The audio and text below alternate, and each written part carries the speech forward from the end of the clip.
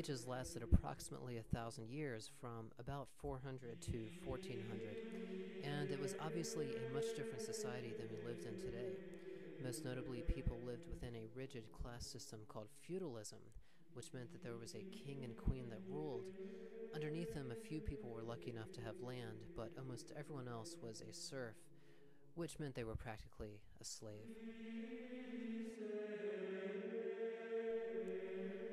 Most people lived in miserable conditions as serfs, and when the frequent wars occurred, they were required to take part.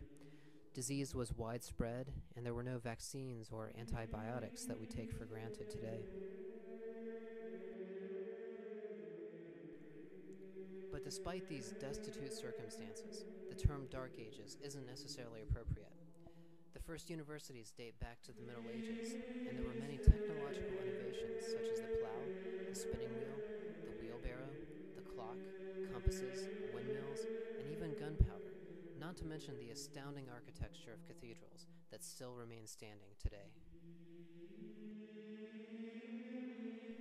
The arts flourished as well, and a lot of poetry, sculpture, and artwork has survived the test of time. And of course, there is a huge amount of music that is essentially the beginning of Western music as we know it.